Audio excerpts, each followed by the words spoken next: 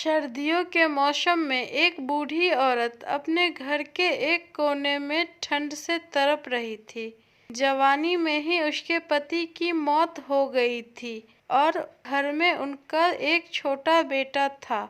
उसने अपने बेटे के उज्जवल भविष्य के लिए लोगों के घर घर जाकर काम किया। काम करते करते बहुत थक जाती थी, लेकिन वह फिर भी आराम नहीं करती थी। वह सोचती थी कि जिस दिन उसका बेटा लायक बन जाएगा, उसके बाद तो उसे आराम ही करना है। देखते देखते समय बीत गया और माँ बूढ़ी हो गई। बेटे को भी एक अच्छी नौकरी मिल गई थी और कुछ समय बाद बेटे की शादी कर दी और उससे एक बच्चा भी हो गया था।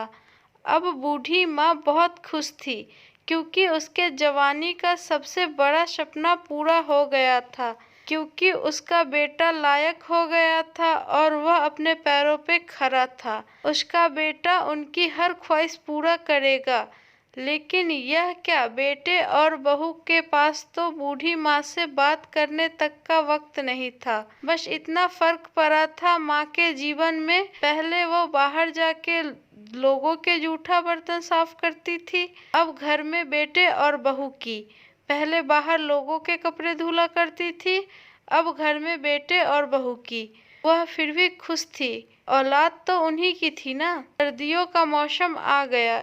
एक टूटी चारपाई पर घर के बिल्कुल बाहर वाले कमरे में एक फटे पुराने कंबल में सिमटकर लेटी थी और सोच रही थी कि आज बेटा आएगा तो उससे कहूंगी कि तेरी माँ को रात में ठंड लगती है, एक नया कंबल लाकर दे दे। शाम को बेटा जब घर आया तो माँ ने अपने बेटे से बोला, बेटा ठंड बहुत है, मुझे बहुत ठंड लगती है। और बात ठंड की नहीं है, मैं बूढ़ी हो गई हूँ, मेरे शरीर में जान नहीं है। फटे हुए कंबल में ठंड नहीं रुकती है, एक कंबल लाकर दे दे। बेटा गुस्से से बोला, माँ इस बार घर के राशन में, बच्चों के एडमिशन में और बिजली के बिल में बहुत ज्यादा खर्च हो गया है। कुछ पैसे बचे हैं, क्योंकि बच्चे का स्वेटर लाना है और तेरी बहू का शॉल लाना है। तुम तो माँ घर में ही रहोगी, तुम तो सहन कर सकती हो, हमें तो बाहर जाना होता है कमाने के लिए।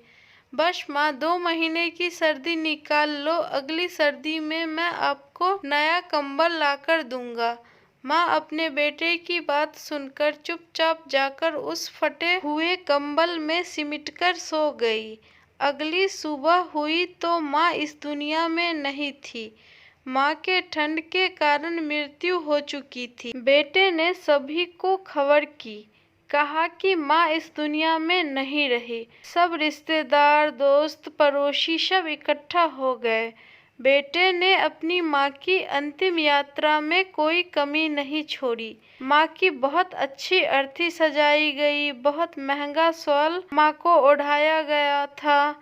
सारी दुनिया अंतिम संस्कार को देखकर कह रही थी कि हमें भी हर जन्म में ऐसा बेटा देना।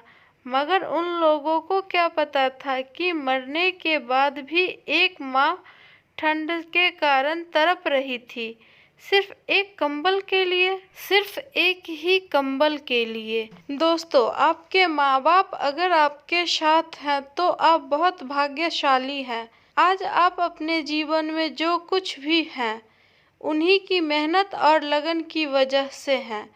जीते जी अपने माँ बाप की सेवा करना ही आपका पहला कर्तव्य है।